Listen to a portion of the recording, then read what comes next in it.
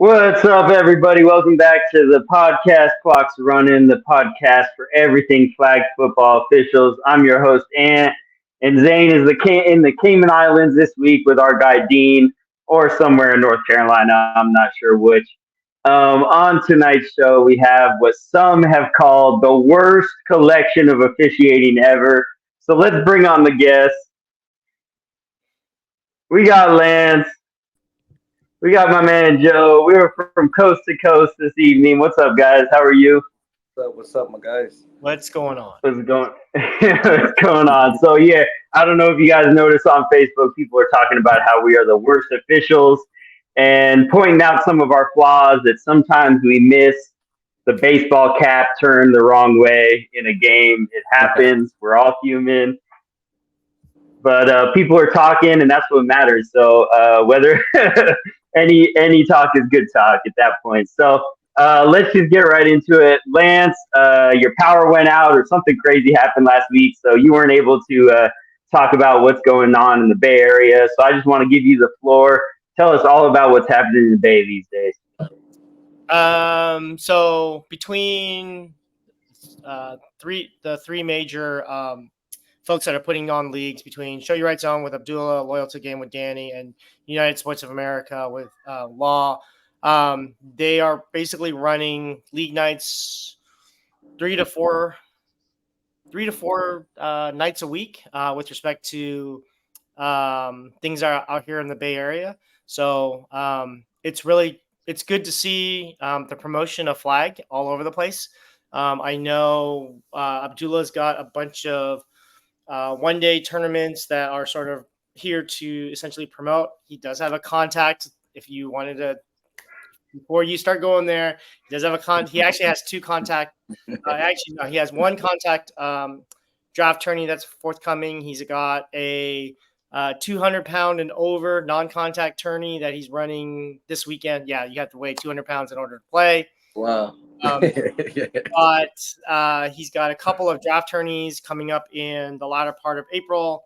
He's also got a women's only draft tournament at the end of April. So he's pushing a lot with respect to both league as well as tourney. Both Danny and Law are doing a Saturday league, and then Law is doing Monday nights as well as Wednesday night. And then I believe he's also going to be starting NFL youth sometime in the middle of April. So he's got a lot on his plate. Nice. Yeah, and I just noticed that they also do a lot of things within the community, raising money for teams in need or other individuals, and that's exciting stuff. So I know I like to mess around with those guys, but those guys got big hearts and they really take care of the community, and most of all, what I've noticed is that they're definitely trying to build up the women's game and continue to support that. I think you could speak on it, but it sounds like Dula really just kind of funds the whole women's tournament when he runs those kind of things, and just really takes care of it. So yeah, and I don't really understand how the Bay works. There's like San Francisco and Oakland and San Jose and all these different cities in there, but it seems like you guys make it work, and so that's really exciting. I've noticed Dula going out to Arizona. Mm-hmm. He's doing stuff in Fresno. Like, he's everywhere. I think he is definitely the hardest working guy in flag football these days. So shout out to Dula. Shout out to Law. At some point, maybe we'll have those guys on here, but they're so busy. So, they got a lot going on. So let's get right into it. Tonight's topic, I just want to call it the operative player, because that is the key word for coed. So we're going to talk about coed tonight. First and foremost, Joe, if you want to talk about your experiences in coed, whether you played, when you've officiated, what your challenges are when that you face in coed, floor is yours. I think the biggest challenge, being a ref with coed is the open and close. Once you get that down pack, you're good. A lot of times, when you have when you have a woman player going against a male player, the contact, or if it's any kind of, but when there's a man and a man, it's like you let them play. But if a woman, is one of those, you gotta make that judgment call. But other than that, I love co-ed. It's up and upcoming over in the East. I love playing it. Fives is big. I play fives and I play sevens and eights sometimes. But when I did play, I loved it. All right, so Lance, as far as it goes from your end, what do you think are the keys to success to being a successful official in the co-ed game? To Joe's point, one, you have it's very paramount to keep track of your open and closed.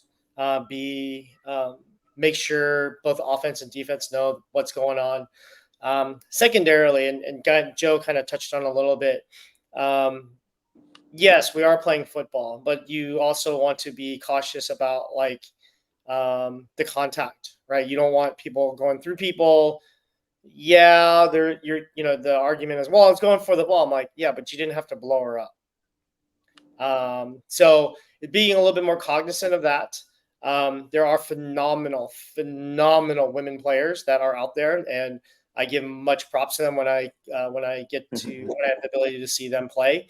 But at the same time, this is just a sport for us for recreation. So we all do have to go back to work on Monday. So making sure at the end of the day we are taking care of the safety of both the men and the women.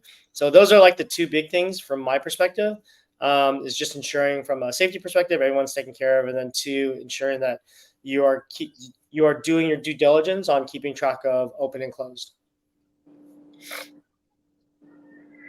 For sure, and I just think about like when Neek head tops a couple male DBs, their ego gets in the way, and then the next play they're trying to prove themselves a little bit. You notice anything like that happen in Tampa, Lance? In Tampa, not so much head topping, but there's a couple plays, especially in as the 5 Pro co-ed playoffs are going through the gamut. You can definitely see the intensity levels increase. You can definitely see the athleticism come about. You can definitely see a lot of trash talking. So we were just trying to make sure the game was moving, but you definitely saw a lot of people just make a play, you stare. Next play, the other side makes the play. So it's a lot of back and forth. And again, the play, especially on the women's side, is just super phenomenal. Yeah, absolutely. And I think that brings us into kind of our next part of this topic is the point differentials. It just with knowing when you need to just put points on the board or when you need a female play. It seems like it becomes a lot more strategy. I mean, I just noticed as I'm watching, especially like the pro co-ed, the quarterbacks of the pro division, it's a chess match for them. And they're watching the clock a lot more carefully. They're paying attention to the score. Even, it just seems like it goes even to another level compared to like the men's or the women's pro division. So, Joe, if you can just touch on like as far as co-ed, what is a male to male play, what points those are, female play, just talk about the point differences a little bit. A little bit. Most time I see is big. I want to talk about that first down. First down is big. Most time you see them going to a female play.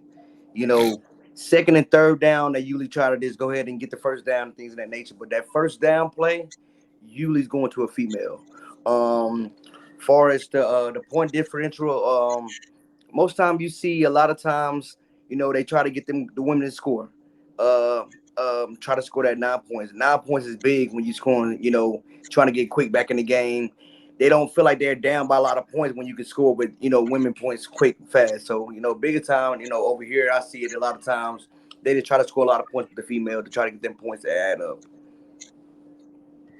Yeah, it's crazy how big of a difference 12 points to 7 points makes. And, in a 12-minute half, you're starting the second half, and if in a regular game, if you're down by 2 or 3 touchdowns, 21 points seems pretty insurmountable, and you really have to pull off. You need a pick six, you need a safety, you need all this stuff. Whereas in co-ed, if you're down, 14, 21 points, you can make that up really quick. Lance, what do you notice differently about co-ed when once they get into the red zone? Well, it's not even getting into the red zone. It's the play to get themselves into the red zone. So you see a lot of, especially on the pro side or people that know what they're doing, they'll have a breakaway, and if it's a male breakaway, everyone's saying stop at the 1 or step out at the 1. Basically, what they're trying to do is force the issue with respect to they'll have 3 plays to score 9 points. Right. So you'll see players or teams, they'll have a breakaway from the other side coming down. They'll stop at the 1, and then they'll run 3 plays to get into the end zone. To Joe's point, a lot of times what you see is, they're trying to get female play done on first down. But when they're inside of the red zone, inside the 5, essentially, it doesn't matter because they want those 9 points. Right. So they're looking for that 9 point, and if they can get the 9 plus, if they can get max it out at 12, even better, because to your point, that's literally 2 guy scores that they're doing on one drive. So a lot of strategy. Guys are figuring out, they're doing math in their head as they're going down the field, and it's kind of interesting to see the strategy. A lot of copycat plays. A lot of teams are copycatting each other with respect to what plays they're running. And I done enough co-ed where I'm like, all right, this formation, I know the play. I know exactly the play. But you can't. There's nothing you can do. So it's kind of it's a daunting thing, and it's one of those things you see it from a strategic perspective. Now, and to touch base on that, sometimes you see at the 5-yard line in the red zone, you see a storm of women come on the field, get the man off the field. So they give the opportunity for them 3 plays, like you said, Len. I got 3 plays where all my girls got a chance to score. I got 4 girls going out for a route, and you got a guy rushing for 7 yards, so it's easy to score. So another thing, you see a lot of girls come on the field on that in the red zone. Yes, we gonna add on to Lance. Absolutely true. Yeah. Yeah, and then the other strategy is you just get a solid female quarterback on your roster, and you can bring her in the red zone. And I don't know, I'm not in the huddle, and I'm not on the sidelines or anything like that, but I wonder how that dynamic works, because I just think in general, having when I was running a team, having 2 quarterbacks on the roster can sometimes be just a ticking time bomb. Quarterbacks, more than anybody else, I feel like, have egos, and even whether it's male or female, it doesn't matter. They want to be like, I'm him, I'm her. That is the quarterback mentality. So even in that situation, I feel like a female quarterback doesn't want to sit on the sideline and watch a guy do all the work for her to just come in and have a 1-yard pass. Like I think that maybe creates some issues. I know there are some teams out there that run their co-ed with a female quarterback, like She Unit and other teams like that. It makes it easy for us because we don't have to worry about open and close when they're on offense. It's always open. So that's one thing. I think for me, as far as co-ed, the biggest challenge that I run into, especially if it's only a 2-man crew, is in the red zone, trying to figure out where the contact is happening, bunch formation, impeding, all of those things. There's so much happening in the middle. Just like Pat said last week, we can't see through players. So, we're doing the best we possibly can in that. Lance, how in a 2-man crew, how do you overcome all those challenges and try your best to see what you can? It's the same challenges in a 2-man crew, even if you're doing men's or women's, right? You're just, it's the same challenge. One thing that I try and do in a 2-man crew, especially in the goal line, if we're inside of the 5, is I actually, on the snap, I actually move to the front goal line, and I tell whoever I'm having is whoever's my partner, I tell that person to move to the back. Can't run, right? So I don't have to worry about a run.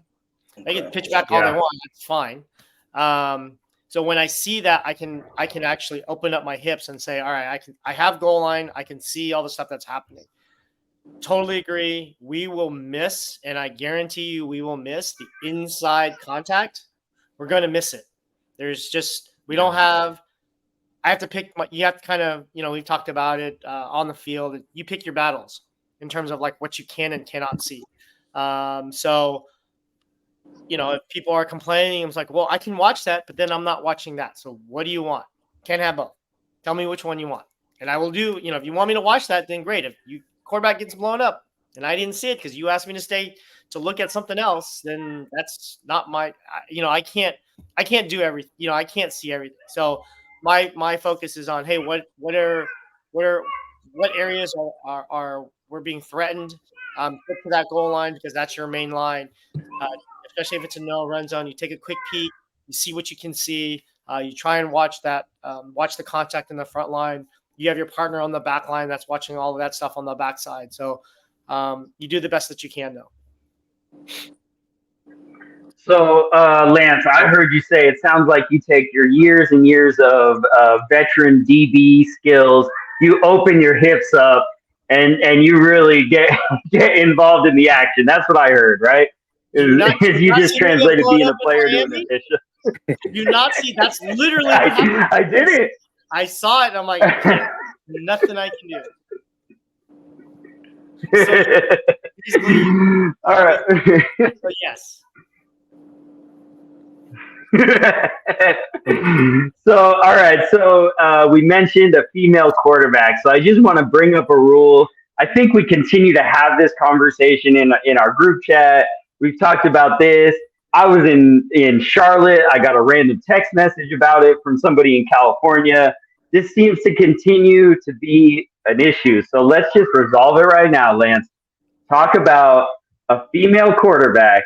If she throws an interception and a male intercepts it, how many and returns it for a touchdown? How many points is it? 6. 6 points. Okay, so just to be clear, it doesn't matter what's going on with the quarterback. It matters who intercepts it and who scores.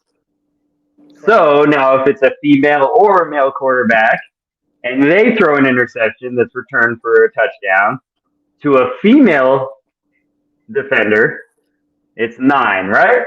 Yes, it's 9. Right. All right. Okay, cool. So for everyone listening, hopefully they're taking notes on that. They can take it back to their local leagues and get that resolved. Because for some reason it seems, I don't know, somewhere it got, people started giving 9 points where they shouldn't have. I don't know what happened, but it just seems like recently over the last 2 months it's been a big issue. So I just wanted to mention that. Now, I also want to bring up a batted pass. Joe, you want to jump in on this? We were talking about it before the show a little bit. Can you talk about quarterback throws a pass, a male receiver bats it, and a female catches it? Talk about what you're looking for between whether it's 6 points or 9 points. The biggest thing that I'm looking for is who possesses the ball. After the batted pass, if a woman possesses the ball, full control of the ball, then I give them 9 points. And if if the ball is batted, female bats it, and the male catches it, 6 points because a male caught the ball.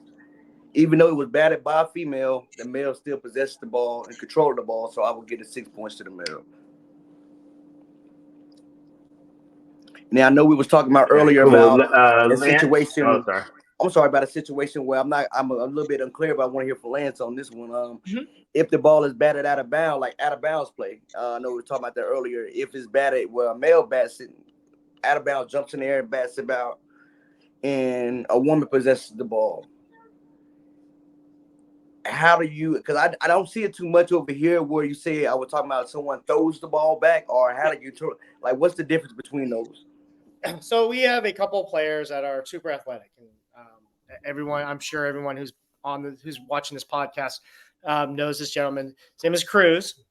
He's got hops. I mean, his vertical is phenomenal. So there's a couple plays, especially on IG, if you really look for it. There's a play back in the end zone. It's male to male, but the idea is the concept is the same. He goes up in the air. He actually takes possession of the ball and then throws it back to his his teammate who catches it in the end zone for a touchdown. The key word is possession. If he bats it like a volleyball bat, that's what I look at it. If he hits it like a volleyball, where he like sets it or he bats it down with no possession, and a female player takes possession, then it's going to be 9. So I'm looking at it from the possession on the release. I know it's hard because it's a super athletic bang bang play, to any ref that's actually doing it. And obviously, we're going by what we see. If we see a possession, he catches it as he's in the air, throws it back to another player because he will land out of bounds. So he's trying to preserve the touchdown, which is great. And he throws it back, but he had possession, then it's going to be 6 because it's like a backwards lateral. So, we have players that are super athletic like that. And potentially you have to think about it, like where did the last possession of that ball come from? Okay, I got you. That's why I'm saying, like, if a player bats it back to a female player and she maintains possession through the touchdown, then it's 9. Okay, that's how I look at it. That's the easiest way because that's the only way that you can determine whether or not it's 6 or not. I'm still surprised when you say a man jumps, he catches it, and he turns around and he actually. He's done that. Yes. He will do that, and you're like, "What just happened?" And then what just happened? Exactly. That is 6 or 9. I'm like, I don't know, but that's a touchdown. That was really cool. So. Well, and I think also something that adds to the complexity of this is that something that the officials that came from Mexico pointed out to me the last couple times they've come to tournaments here in the United States is internationally, you have to have a certain amount of air in the football. But here in the United States, basically, especially at the pro level, those footballs have basically no air in them. And so I think as far as possession goes, and you see some of these amazing catches, one-handed grabs, those balls are flat. and so I think that creates a little bit more to it. Lance, do you think in the future at some point that's going to be something that we're going to regulate? No, because we would be spending the first 5 minutes of every game PSI checking every game. Now, I can see where I see it happening is at the pro/elite level, and we get into championships, like maybe semifinals and championships, where, especially when there's money on the line, then yes, we will. I could see that coming into play. But we just because of the volume, and we're trying to turn as many games as we possibly can. It's bad enough that we have hats that are like this, and things like that. So it takes away from the timing of the game. But I can definitely see where if you wanted to standardize it when we get to like semis and championships of like an elite pro level, maybe. Yeah. But that's something that folks would have to discuss. Obviously, in international ball, yes, they're pretty strict about it. Like when we were in Charlotte, like no one could use their own football. They had to actually use USA football footballs. So they were all monitored and they were all tracked and things of that nature. So you couldn't actually just use your own. Yeah, for sure. No, and I could definitely see logistics-wise why that adds a lot more. I mean, we're already checking flags, we're checking jerseys, we're looking for pockets. I feel like there's so many different things that players are thinking about and trying to get an advantage. I mean, just even like when I was at the San Antonio tournament, I didn't realize that in Texas there's an 8th league where they play with flags that are a lot shorter. And so, so basically every player there tried to test the refs and wear the shorter flags. Mm-hmm. And, and their quick response was, oh, well, Shrooms makes these. Yes, we know, but these are not the regulation ones. So that was just, that was something new, to being in Texas, that in their eighth league, they do something a little different. Mm-hmm. Um, so anyway, I think every episode we could probably talk about, uniforms and jerseys and all the different things that are that we run into as far as that goes. But let's get back to co-ed. So I want to talk about the line of scrimmage.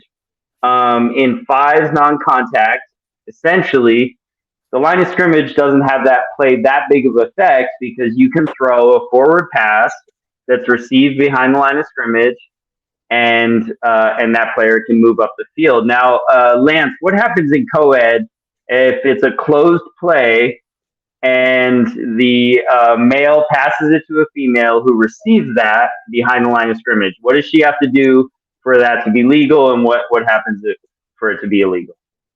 Where's her flagpole? Where is her flagpole? Where does the play end?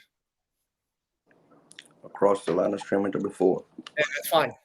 I mean, the answer that you're looking for, I will answer it with a question. Where is the end of the run? Where is the end of the run possession by her?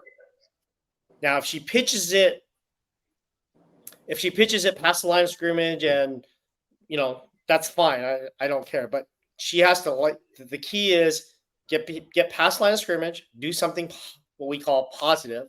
So she's on the other side of the line of scrimmage, so that she's done something she is the operative player that has done something with the ball via that forward pass. That makes sense. Gotcha. Okay, so just one more thing to watch for co-ed. You had something happen with that in San Diego, is that right, Lance? Or what did we do? So it was Curry Bombers versus somebody. Actually, what it was Nick threw a ball to Deja, I think, and it was they were outside the no run zone. So either he threw it back to her, or he threw a quick hitch behind the line of scrimmage, and she just took off. No one touched her, and it was a 9-point touchdown, and everyone was complaining about well, she caught it behind. I'm like, yeah, but she scored, and it's on the other side of the line of scrimmage, so it's a touchdown. So everyone, it's not a matter of where she catches it; it's the end of the play. On a forward, in that situation.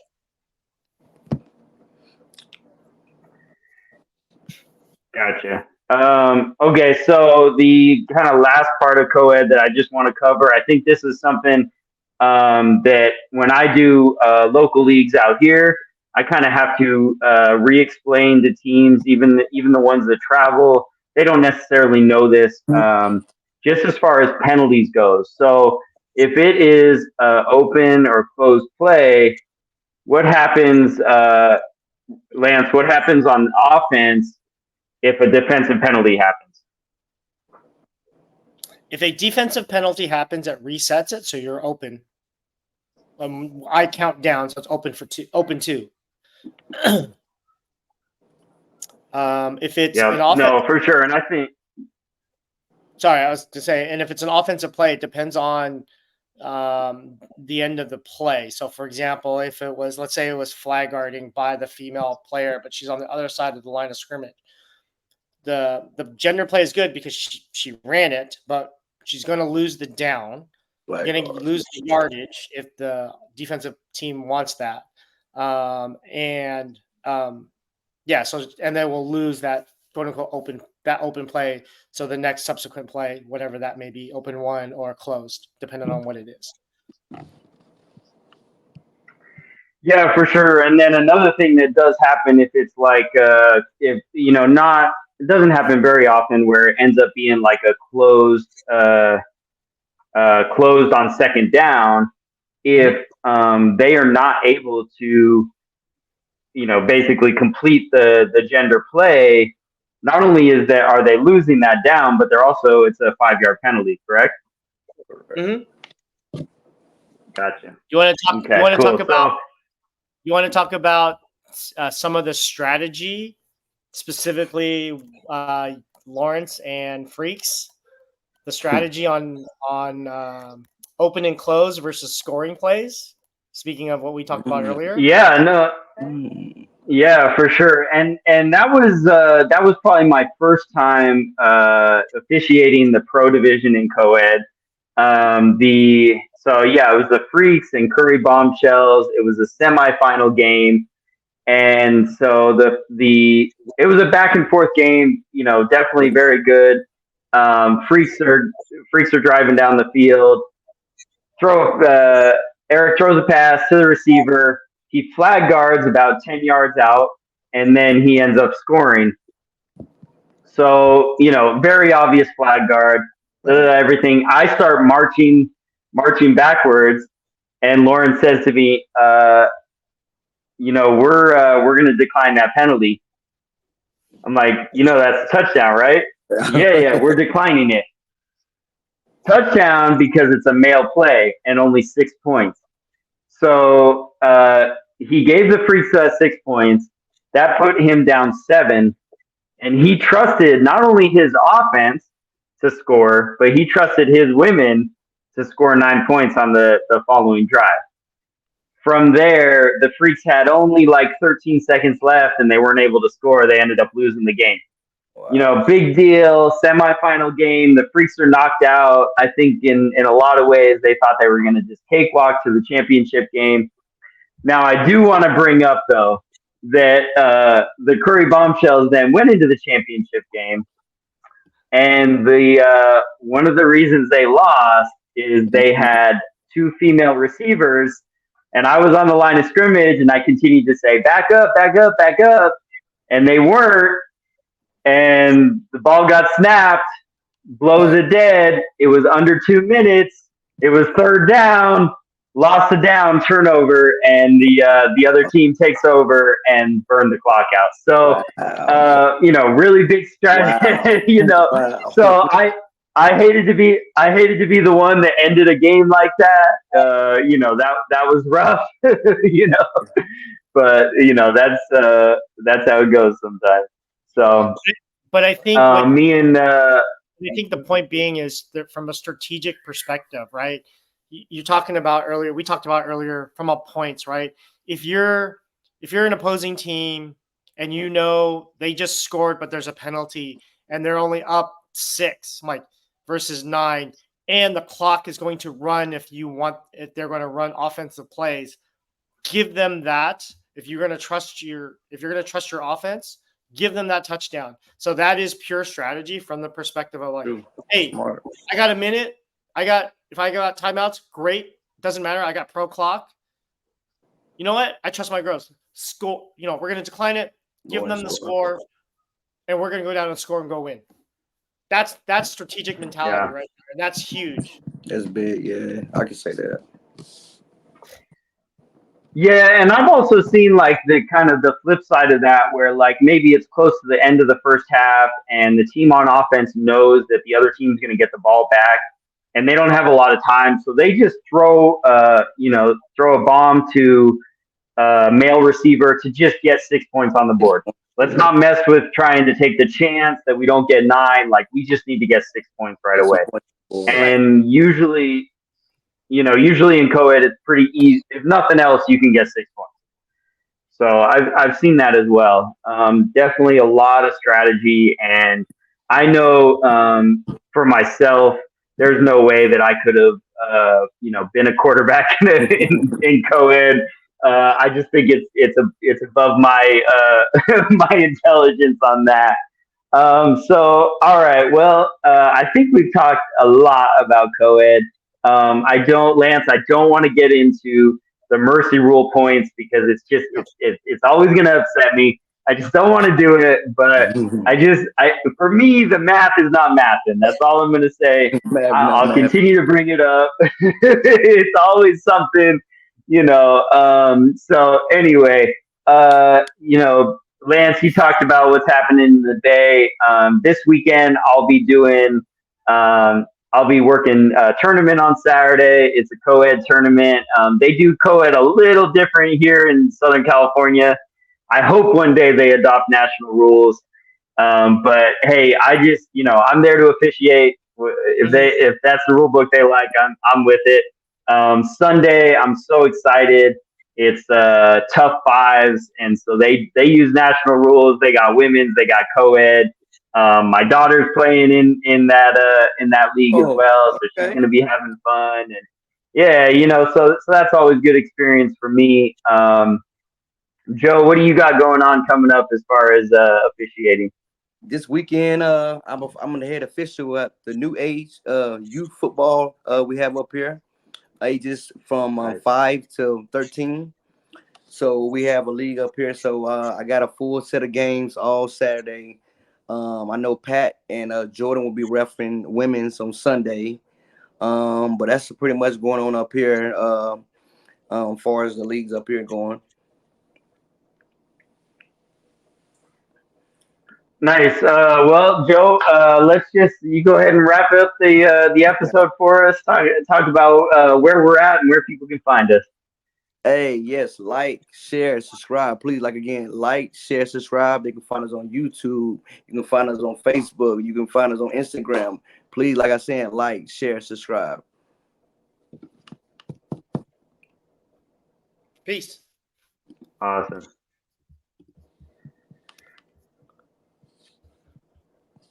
Cool. Well, we've had a little bit of technical difficulties lately these last few episodes, but bear with us. Hope everybody enjoyed the show. I'll see y'all later. All right. Peace out.